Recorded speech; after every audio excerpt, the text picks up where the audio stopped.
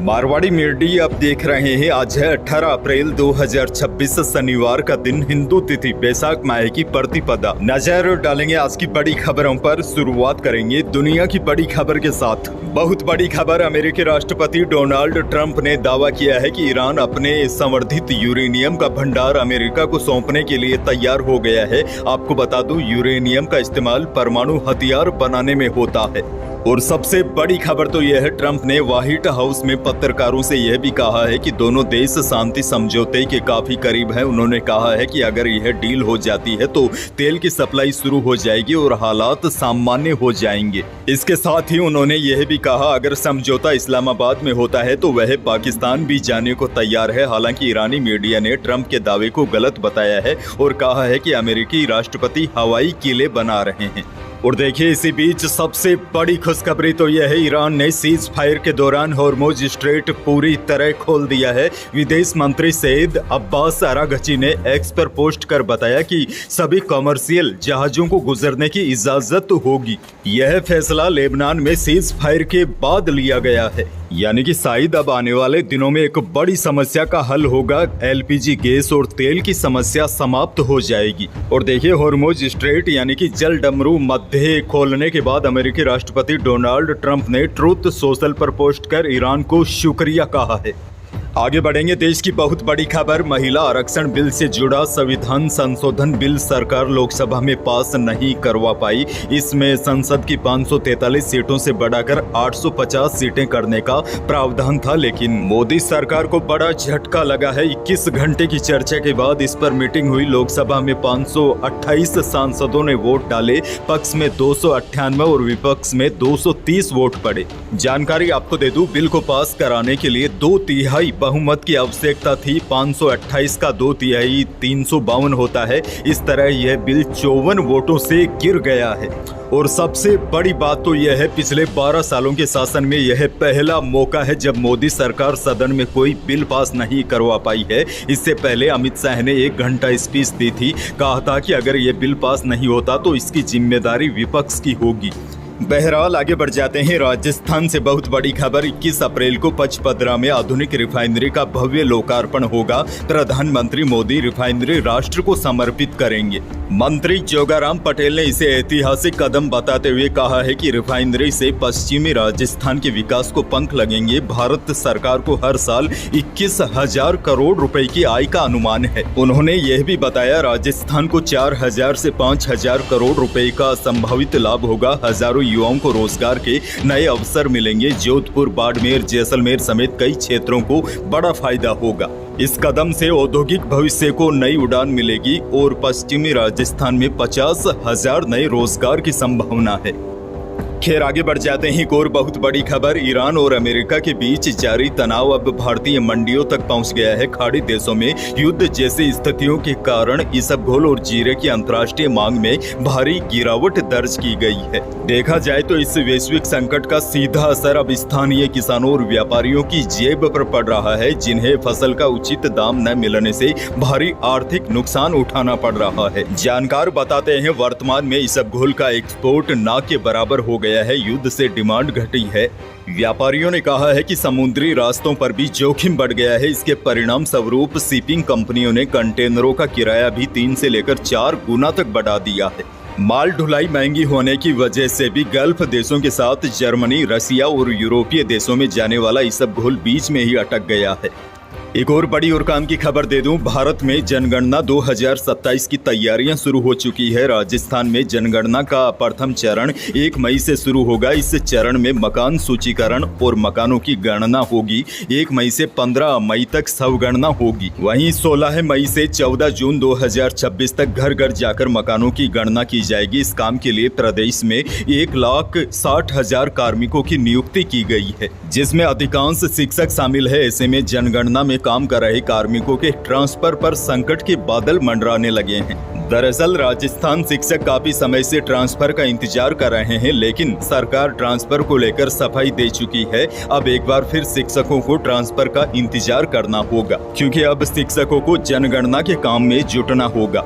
एक और बड़ी जानकारी आपको दे दूं, देश में लंबे समय के बाद जनगणना होगी। जनगणना का मतलब है देश में हर व्यक्ति की गिनती और उसकी जानकारी जुटाना। इससे सरकार को पता चलता है कि देश में कितने लोग रहते हैं, कहां रहते हैं और उनकी जरूरतें क्या है। इस दौरान सरकार यह भी पता लगाने की कोशिश करती है कि किस इलाके में कितने गरीब है, कितने किसान है, कितने मजदूर और बेरोजगार है। फिर उसी हिसाब से सरकार नए सिरे से नई योजनाएं तैयार करती है। अगली बड़ी खबर की ओर बढ़ जाते हैं। राजस्थान के पूर्व मुख्यमंत्री अशोक गहलोत ने महिला आरक्षण को लेकर कहा है कि कांग्रेस महिला आरक्षण की सबसे बड़ी समर्थक है और यह कांग्रेस का ही विजन है। पूर्व सीएम गहलोत बोले, मोदी जी इस मौके पर राजीव गांधी जी को याद करते और यूपीए सरकार के प्रयासों की बात करते तो सदन में पक्ष और विपक्ष में अच्छा माहौल बनता, लेकिन मोदी जी ने अपने वक्तव्य में देशवासियों को भ्रमित करने की कोशिश की और यह जताने का प्रयास किया जैसे महिला आरक्षण का कांग्रेस सहित विपक्षी दल विरोध कर रहे हैं।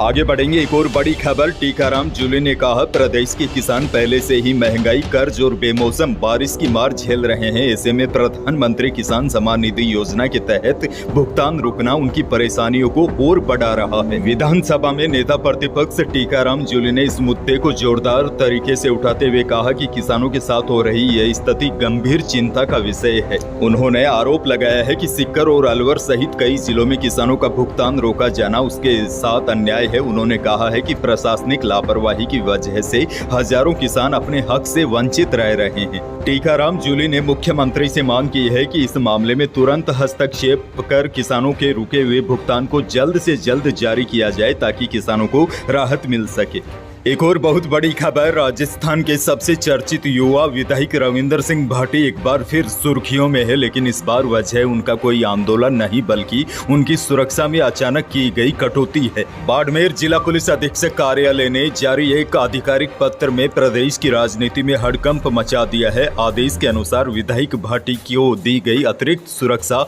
वापस ले ली गई है। अब उनके पास 4 के बजाय केवल 1 पीएसओ तैनात रहेगा। पीएसओ हटाने के आदेश जारी होने के बाद से विधायक भाटी ने दावा किया है कि यह ऑर्डर बैक डेट में जारी किए गए थे। उन्होंने कहा कि इस राजनीतिक षड्यंत्रों से मेरे हौसले को तोड़ नहीं सकते।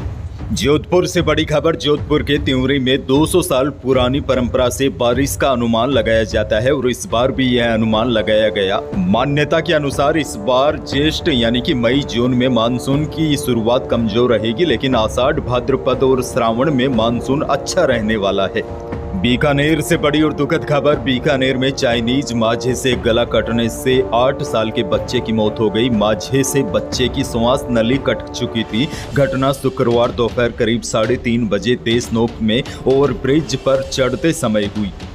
एक और बड़ी और काम की खबर, वायदा बाजार की नरमी के असर से जयपुर सराफा बाजार में शुक्रवार को दोनों ही कीमती धातुओं में रिकॉर्ड गिरावट देखी गई। चांदी 5,000 रुपए सस्ती होकर 2,54,500 रुपए प्रति किलो रही। वहीं 24 कैरेट यानी कि शुद्ध सोना भी 1,700 रुपए फिसल कर 1,55,500 रुपए प्रति 10 ग्राम रहा और 22 कैरेट यानी कि जेवराती सोना भी 1,600 रुपए टूटकर 1,45,400 रुपए प्रति 10 ग्राम रहा। अनाज मंडी के भाव की बात की जाए तो बीकानेर के अनाज मंडी में सरसों का भाव रहा 5700 से 6450 रुपए। गेहूं का भाव रहा अधिकतम 2450 रुपए। बीकानेर की मंडी में इसबगोल का भाव रहा 10,000 से अधिकतम 13,800 रुपए और जीरा बिका न्यूनतम 17,000 और अधिकतम 19,800 रुपए। वहीं काफी दिनों के बाद बीकानेर के अनाज मंडी में गवार के भाव में उछाल देखा गया। कल बीकानेर अनाज मंडी में गवार का भाव रहा अधिकतम 5560 रुपए। वहीं जोधपुर, मेड़ता समेत कल कई मंडियों में अवकाश रहा।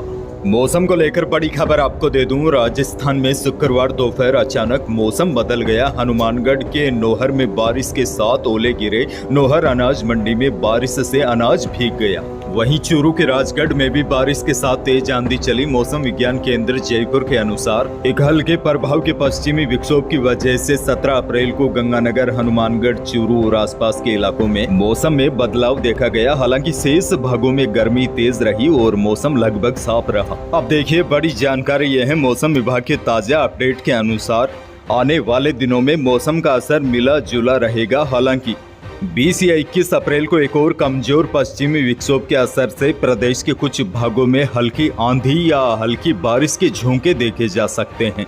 तो यही थी प्रदेश और देश की आज की बड़ी और महत्वपूर्ण खबरें। वीडियो को लाइक करना बिल्कुल न भूलिए। चैनल पर नए हैं तो सब्सक्राइब जरूर कीजिए ताकि आप अपडेट रहे बड़ी और काम की खबरों से। धन्यवाद।